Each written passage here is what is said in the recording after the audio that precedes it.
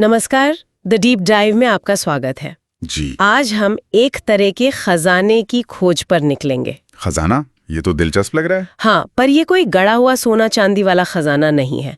हम बात कर रहे हैं उन खनिजों की जो हमारे घर, हमारी गाड़ियां, हमारे मोबाइल फोन, मतलब सच कहूं तो पूरे देश की बुनियाद है। बिल्कुल सही कहा। खनिजों को आप किसी भी देश के औद्योगिक विकास की रीढ़ कह सकते हैं। इनके बिना कोई भी इंडस्ट्री, कोई भी कारखाना खड़ा नहीं हो सकता। तो आज हम भारत के नक्शे पर एक सफर करेंगे और जानेंगे कि धरती के नीचे छिपी ये दौलत हमारी जिंदगी को कैसे चलाती है। जी। और आज हमारी चर्चा का फोकस दो मुख्य तरह के खनिजों पर रहेगा। एक है धात्विक खनिज, यानी जिनसे हमें लोहा, तांबा, एल्यूमिनियम जैसी धातुएं मिलती हैं। बिल्कुल। और दूसरे हैं अधात्विक खनिज, जैसे चूना पत्थर या अब्रक, जी। जिनका इस्तेमाल सीधे उनके असली रूप में ही उद्योगों में होता है। ठीक है, तो चलिए इस सफर की शुरुआत करते हैं धात्विक खनिजों से। जैसा कि नाम से ही जाहिर है, इनसे हमें धातु मिलती है, लेकिन इन्हें भी तो अलग अलग श्रेणियों में बांटा जा सकता है ना? हाँ, इन्हें समझना बहुत आसान है। हम इन्हें 3 परिवारों में देख सकते हैं। जी। पहला और सबसे बड़ा परिवार है लौह धात्विक खनिजों का, यानी वो जिनमें लोहे का अंश होता है। ये किसी भी देश के इंडस्ट्री की मांसपेशियां हैं जो उसे ताकत देती हैं। क्या बात है, बिल्कुल सही उपमा है। दूसरा परिवार है अलोह धात्विक खनिजों का, जिनमें लोहा नहीं होता, जैसे तांबा या बॉक्साइट। और ये इंडस्ट्री की नसों की तरह हैं, जो बिजली दौड़ाने जैसे खास काम करते हैं। जी। और तीसरा परिवार है बहुमूल्य खनिजों का, सोना और चांदी, जिनकी कीमत ही उनकी पहचान है। वाह, ये तो समझने का एक बहुत अच्छा तरीका है। तो चलिए सबसे पहले मांसपेशियों की बात करते हैं। लौह अयस्क यानी आयरन ओर के। मैंने सुना है कि इस मामले में भारत काफी अमीर है। आई कहना शायद कम होगा। भारत लौह अयस्क के मामले में दुनिया के सबसे भाग्यशाली देशों में से है। अच्छा। हाँ, हमारे पास दुनिया के कुल भंडार का लगभग 20% हिस्सा है, और वो भी बेहतरीन क्वालिटी का। तो ये किस किस तरह का होता है? मुख्य रूप से 2 तरह का लौह अयस्क हमारे यहाँ मिलता है, हेमाटाइट और मैग्नेटाइट।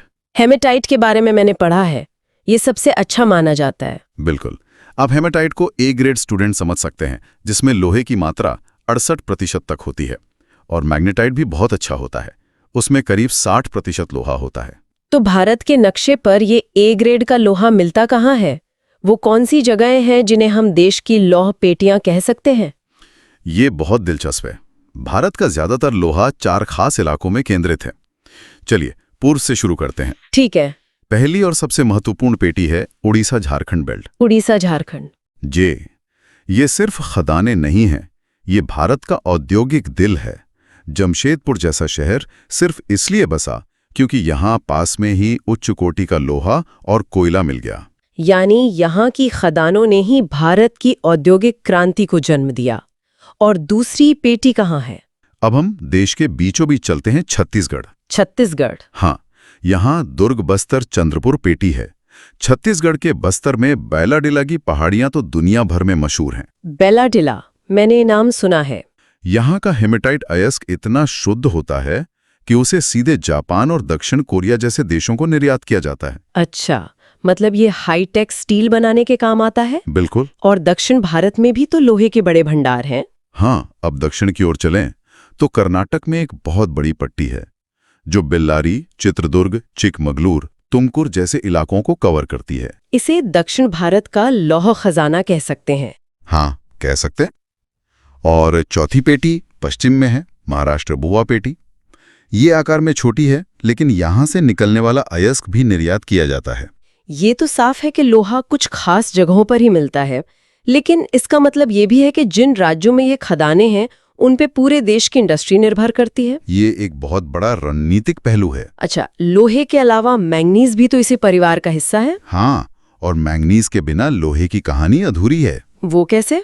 आप मैंगनीज को वो खास मसाला समझिए जिसे लोहे में मिलाने पर ही मजबूत स्टील बनता है। इसके बिना लोहा आसानी से टूट सकता है। अच्छा, तो ये स्टील बनाने के लिए जरूरी है। और ये कहाँ मिलता है? इस मसाले का सबसे बड़ा उत्पादक भी उड़ीसा ही है।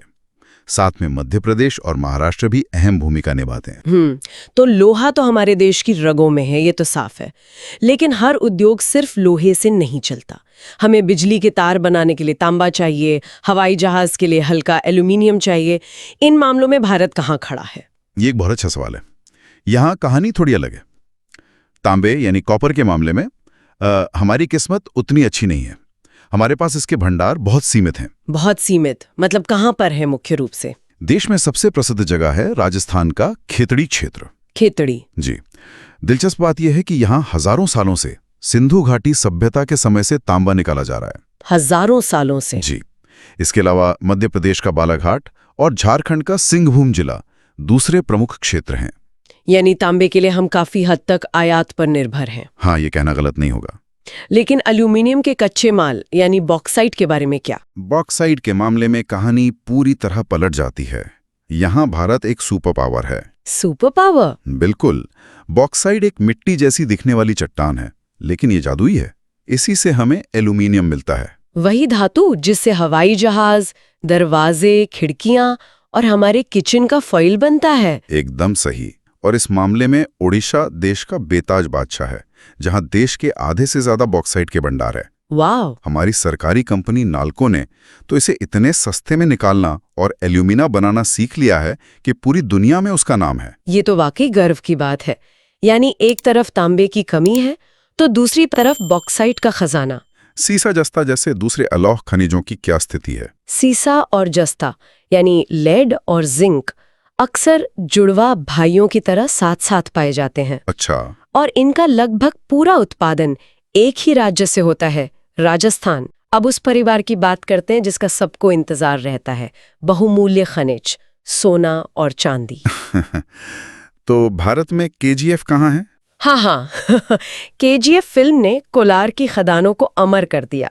और ये सच है कि भारत का लगभग सारा सोना ऐतिहासिक रूप से कर्नाटक की 2 ही खदानों से आया है, कोलार और हट्टी। जी, कोलार और हट्टी।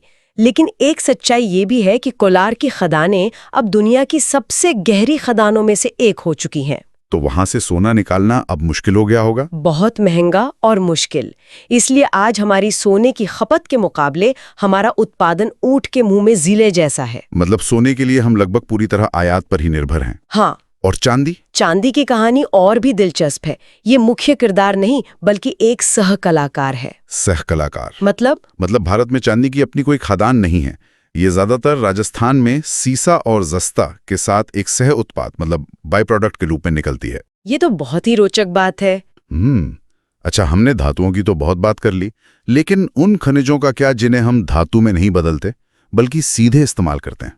वो अधात्विक खनिज। हाँ, जो शायद उतने ग्लैमरस नहीं है पर उद्योगों के गुमनाम हीरो हैं। गुमनाम हीरो, बिल्कुल सही शब्द है। इनमें सबसे पहले नाम आता है अभ्रक यानी माइका का। अभ्रक? ये एक अद्भुत खनिज है जो पतली पतली चमकदार परतों में मिलता है। इसकी सबसे बड़ी शक्ति यह है कि यह बिजली का कुचालक है। कुचालक यानी नॉन कंडक्टर? इसमें से करंट पास नहीं होता? बिल्कुल। इसी गुण के कारण यह हर बिजली के उपकरण के लिए जरूरी है। एक समय था जब भारत दुनिया में अभ्रक का सबसे बड़ा उत्पादक था। और वो कौन से क्षेत्र है? झारखंड की कोडरमा गया हजारीबाग पेटी को तो भारत की अभ्रक राजधानी कहा जाता है। ये तो बहुत दिलचस्प है। मैंने सुना है कि इसका इस्तेमाल मेकअप के सामान में भी होता है। ये एक मजेदार तथ्य है। मेकअप के सामान में जो चमक होती है या गाड़ियों के पेंट में जो शाइन होती है, उसमें भी अक्सर यही अभ्रक इस्तेमाल होता है। अच्छा, और कौन से राज्य हैं? इसके अलावा आंध्र प्रदेश का नेल्लौर जिला और राजस्थान में अजमेर के आसपास का क्षेत्र भी इसके बड़े उत्पादक हैं। अभ्रक के बाद शायद चूना पत्थर सबसे जरूरी आधात्विक खनिज होगा। निश्चित रूप से। चूना पत्थर लाइमस्टोन के बिना हम आज की दुनिया की कल्पना भी नहीं कर सकते। ये किन उद्योगों की रीढ़ है? ये 2 विशाल उद्योगों की रीढ़ है। पहला, सीमेंट उद्योग। देश का लगभग 76% चूना पत्थर सीमेंट बनाने में ही चला जाता है। और दूसरा है लोहा इस्पात उद्योग। वहां इसे फ्लक्स के रूप में इस्तेमाल करते हैं। फ्लक्स? ये क्या होता है? आसान भाषा में समझिए, जब लोहे को पिघलाया जाता है तो उसमें बहुत सारी गंदगी होती है। चूना पत्थर उस गंदगी को एक क्लीनिंग एजेंट की तरह सोख कर अलग कर देता है ताकि हमें शुद्ध लोहा मिल सके। इसके सबसे बड़े भंडार मध्य प्रदेश और राजस्थान में हैं। ये सारी जानकारी सुनने के बाद मेरे मन में एक बहुत बड़ा सवाल आ रहा है। पूछिए। एक पैटर्न साफ दिख रहा है, चाहे लोहा हो, तांबा हो, बॉक्साइट हो या चूना पत्थर। लगभग हर जरूरी खनिज प्रायद्वीपीय भारत के वी आकार वाले हिस्से में मिल रहा है। झारखंड, ओडिशा, छत्तीसगढ़, मध्य प्रदेश, कर्नाटक, राजस्थान।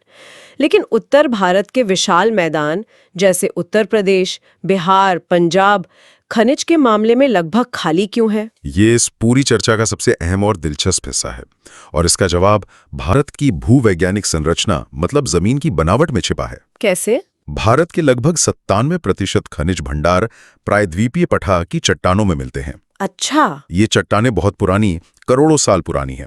इन्हें हम आग्नेय और कायांतरित चट्टानें कहते हैं। ये नाम सुनने में बड़े भारी लगते हैं, आग्नेय और कायांतरित। आसान भाषा में इसका मतलब क्या है? बिल्कुल आसान है। आग्नेय चट्टानें वो हैं जो ज्वालामुखी के पिघले हुए लावा के ठंडा होकर जमने से बनी है। और कायांतरित? कायांतरित चट्टानें वो पुरानी चट्टानें हैं जिनका रूप धरती की बेहिसाब गर्मी और दबाव के कारण पूरी तरह बदल गया। एक तरह का प्रेशर कुकर वाला असर। बिल्कुल। खनिजों के बनने के लिए यही प्रेशर कुकर वाली स्थिति सबसे अच्छी होती है। हमारा पूरा प्रायद्वीपीय भारत इन्हीं पुरानी, कठोर और खनिज संपन्न चट्टानों से बना है। और उत्तर भारत का मैदान? इसके ठीक उलट उत्तर भारत का विशाल मैदान भूवैज्ञानिक रूप से बहुत नया है। यह हिमालय से निकलने वाली नदियों जैसे गंगा, यमुना द्वारा लाखों सालों से लाई गई मुलायम मिट्टी से बना है, जिसे जलोढ़ मिट्टी या ओलुवियम कहते हैं। जी, ये मिट्टी खेती के लिए दुनिया में सबसे अच्छी है, लेकिन ये एक मोटे कंबल की तरह है जिसने किसी भी संभावित खनिज को बहुत गहराई में दबा दिया है। ओह, तो इसलिए भारत का खजाना मुख्य रूप से पुराने चट्टानी पठार में है, ना कि नए उपजाऊ मैदान में। एकदम सही। ये बात तो हैरान करने वाली है। मतलब देश का विकास कितना ज्यादा इस प्रायद्वीपीय पठार पर निर्भर है। तो आज की हमारी इस यात्रा का सार ये है कि भारत खनिज संसाधनों से तो मालामाल है, लेकिन ये दौलत बहुत असमान रूप से बंटी हुई है। बिल्कुल। ये जानकारी प्रतियोगी परीक्षाओं के लिए तो जरूरी है ही, पर एक नागरिक के तौर पर अपने देश को समझने के लिए भी बहुत महत्वपूर्ण है। इसमें कोई शक नहीं। मैं इसमें एक आखिरी और मौजूदा दौर का पहलू जोड़ना चाहूंगा। जी जरूर। खनिजों की ये कहानियां भी खत्म नहीं हुई है। अब दुनिया में एक नई खोज शुरू हुई है महत्वपूर्ण और सामरिक खनिजों की, क्रिटिकल एंड स्ट्रेटेजिक मिनरल्स। ये कौन से खनिज हैं? ये वो खनिज हैं जो भविष्य की टेक्नोलॉजी के लिए जरूरी हैं, जैसे इलेक्ट्रिक गाड़ियों की बैटरी के लिए लिथियम और कोबाल्ट, या सेमीकंडक्टर चिप्स के लिए गैलियम। तो भारत इस दिशा में क्या कर रहा है? आत्मनिर्भर भारत अभियान के तहत सरकार अब इन भविष्य के खनिजों को देश के भीतर खोजने और निकालने पर बहुत जोर दे रही है, ताकि हमें चीन जैसे देशों पर निर्भर न रहना पड़े। ये वाकई एक अहम मोड़ है, और ये पूरी चर्चा हमें एक बड़े सवाल पर लाकर छोड़ देती है। एक तरफ देश के विकास की तेज रफ्तार है जिसे इन खनिजों की जरूरत है, और दूसरी तरफ ये सच्चाई है कि ये खजाने सीमित हैं, ये दोबारा नहीं बनेंगे। तो हम विकास की इस भूख और इन अनमोल संसाधनों को भविष्य के लिए बचाने की जिम्मेदारी के बीच संतुलन कैसे बनाएंगे? शायद यही आने वाले समय की सबसे बड़ी चुनौती है।